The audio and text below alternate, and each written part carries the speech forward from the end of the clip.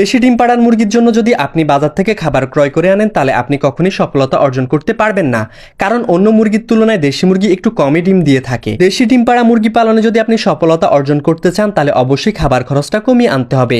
এখন কি পদ্ধতিতে আপনি খাবার খরচটা কমিয়ে আনবেন, কি কি উপকরণ দিয়ে আপনি নিজ বাসায় খাবার তৈরি করবেন, সেই বিষয়ে আজকের ভিডিওতে আলোচনা করব।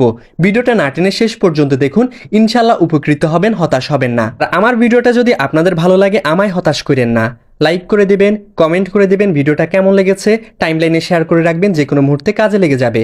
আর সাবস্ক্রাইব করে সাথে থাকবেন, পেজ থেকে দেখলে পেজটা ফলো করে সাথে থাকবেন। দেশি মুরগিকে চেষ্টা করবেন সকাল 7টা থেকে 8টার মধ্যে খাবার দিতে, তাহলে ডিমের পার্সেন্টেজটা ভালো পাবে। তাহলে যে খাবারটা দেবেন সেই খাবারের সাথে 50% দেবেন গম ভুট্টা বাঙ্গা, তারপর 20% দেবেন হচ্ছে ধানের কুড়া, 15% দেবেন সরিষার খৈল। আমরা যেটা গরুকে খাইয়ে থাকি, আপনারা কি জানেন সেটা মুরগিকে খাওয়ালেও উপকার পাওয়া যায়। আপনারা সেই খৈলটা ভালোভাবে গুঁড়ো করে নেবেন, তারপর মুরগির ওই খাবারের সাথে মিক্স করে দেবেন। এরপরে ডিম পাড়ার মুরগির ডিমের খোসা শক্ত করার জন্য, যেন মুরগির ডিমের খোসা শক্ত হয় এবং কি মুরগির শরীরে ক্যালসিয়ামের ঘাটতি না হয়, আপনাকে অবশ্যই ক্যালসিয়াম প্রয়োগ করতে হবে।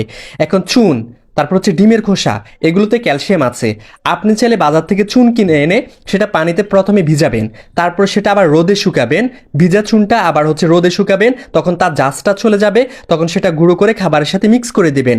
যদি সেটা না পারেন, মুরগির যে ডিমের খোসা সেটা ভালোভাবে সিদ্ধ করে নেবেন চুলার উপর, সেটা আপনি তারপর হচ্ছে রোদে শুকাবেন।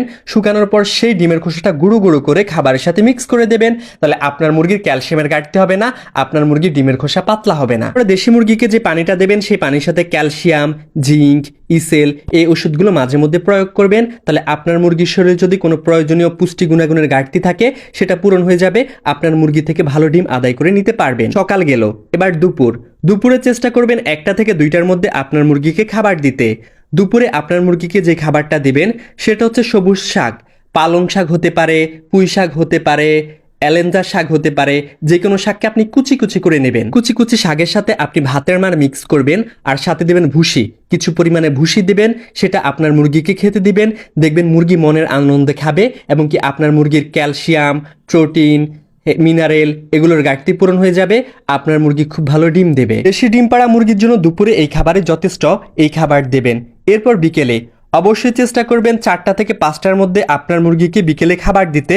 আপনি সকালে যে খাবারগুলো দিয়েছেন, যে পদ্ধতিতে খাবার দিয়েছেন, বিকেলেও সেই পদ্ধতিতে সেই খাবারই আপনার মুরগিকে দেবেন। ফলে দেখবেন আপনার মুরগি সুস্থ থাকবে, ভালো থাকবে, আপনার মুরগির রোগ প্রতিরোধ ক্ষমতা বৃদ্ধি পাবে এবং কি আপনার মুরগির খাবার খরচটা কমে আসবে। দেশি মুরগিকে সুস্থ রাখার জন্য সবচেয়ে জরুরি হচ্ছে সাদা পানি, ভালো তাজা পানি আর তাজা খাবার।